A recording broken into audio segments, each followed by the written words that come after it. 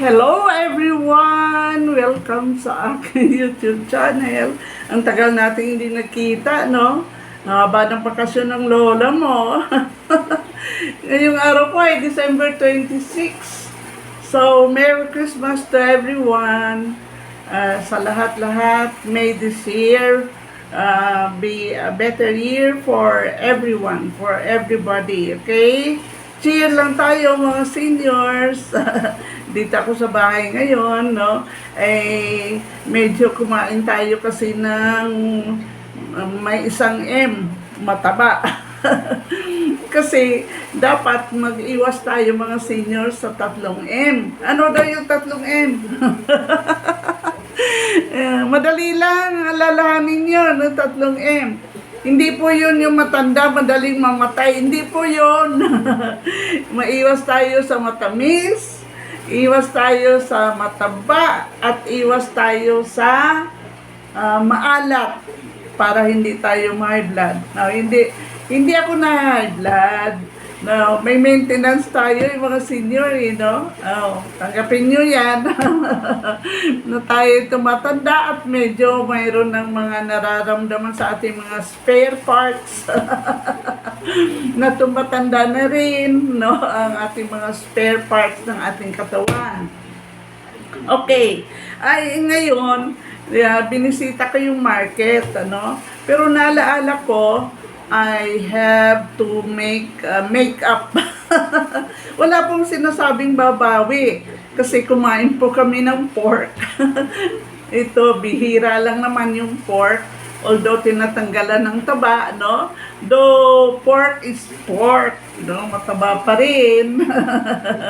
Ganyan lang ang meat, eh. Lahat naman ng meat, mayroon yan taba, no? Or, tawag dito, fats, no? Pero, kailangan din ng ating katawan yon. Pero, konti lang ang kakainin ng mga seniors. Medyo limited na yung ating intake niyan.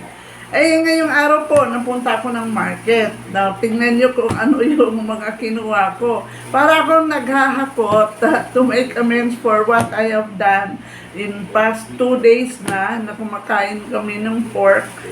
Pero wala po yung sinasabi na such thing as sinasabi na tawag dito, nababawi. Mali pa rin yun. Kaya lang, in moderation ng pagkain ng mayroon 1 mataba. At yung usually kasi ang meat ay piniprito. So, nadagdagan ng taba.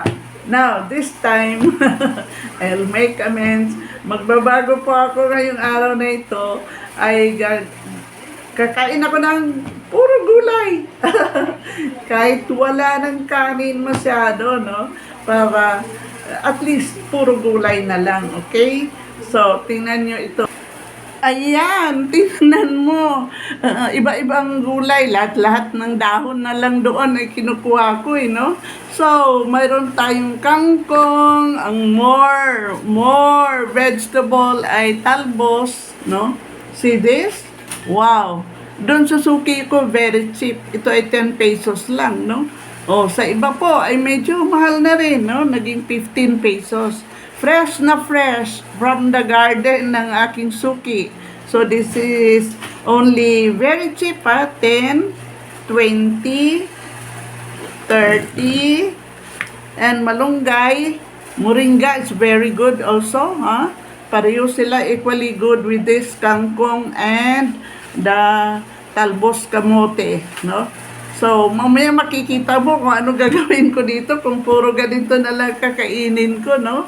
But it's good, hindi po yan masama. So, may moringa, pwede natin inumin ito, gawin natin juice, o kaya shake, or anything, no? Pwede naman ito gulayin, no? So, nakita nyo, parang hinakot na ng senior citizen itong vegetable na ito. Now, see that in my next video, no? So, very healthy vegetables, good for seniors, okay?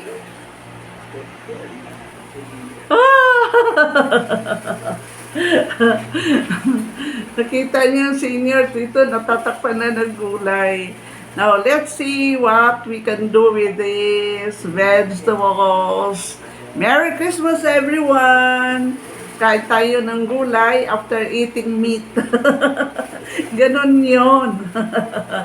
Okay, let's see what we can do with these vegetables. Kita tayo ulit.